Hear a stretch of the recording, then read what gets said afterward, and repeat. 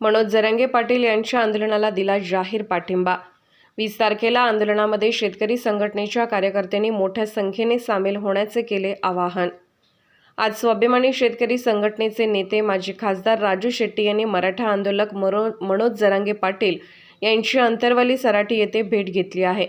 या भेटीदरम्यान त्यांनी मनोज जरांगे पाटील यांच्या आंदोलनाला जाहीर पाठिंबा देत दिनांक 20 जानेवारी रोजी मुंबईकडे मनोज जरांगे पाटील लाखो मराठा समाज बांधव घेऊन जाणार असून त्यांच्या या आंदोलनाला सुद्धा त्यांनी जाहीर पाठिंबा देत आपल्या स्वाभिमानी शेतकरी संघटनेच्या कार्यकर्त्यांना आवाहन केले आहे की मोठ्या संख्येने मनोज जरांगे पाटील यांच्या 20 तारखेच्या आंदोलनाला सर्व कार्यकर्त्यांनी मोठ्या संख्येने सामील व्हायचे आहे। अशा सूचना सुद्धा यावेळी मनोज जरांगे पाटील यांच्या भेटीदरम्यान माजी खासदार राजू शेट्टी यांनी दिल्या आहेत।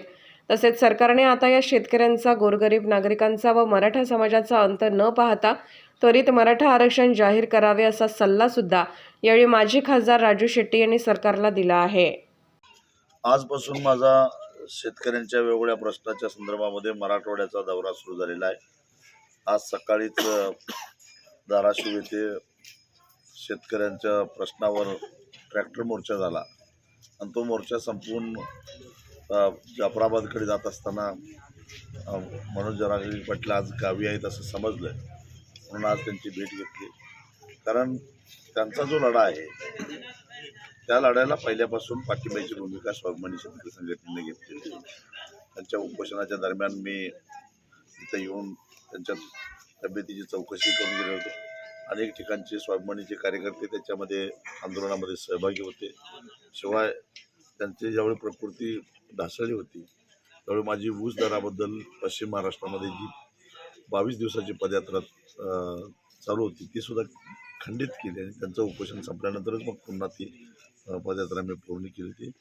कारण शेवटी ज्यांच्यासाठी ते आरक्षण मागत आहे ते हा सगळा शेतकरी समाज आहे आणि मी शेतकरी समाजाचं नेतृत्व करतोय। त्यामुळं एक मोठा घटक आहे शेतकऱ्यांच्यामध्ये असणारा मराठा समाज, त्यांचे जे प्रश्न आहेत त्यांच्यामध्ये जी अस्वस्थता निर्माण होते त्यावेळी शेतकऱ्याचा नेता म्हणून त्यांच्याबरोबर राहणं हे माझं कर्तव्य आहे। त्या कर्तव्य भावनेतून ह्या आंदोलनाला कायमच पाठिंबा देण्याची किंवा पूरक अशी भूमिका घेण्याचं आमचं धोरण पहिल्यापासून आहे।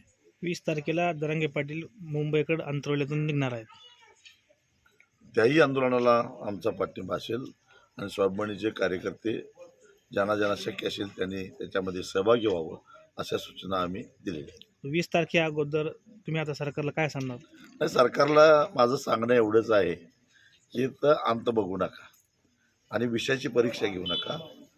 ही आग आहे, हात घालायला गेला तर हात भाजल्याशिवाय राहणार।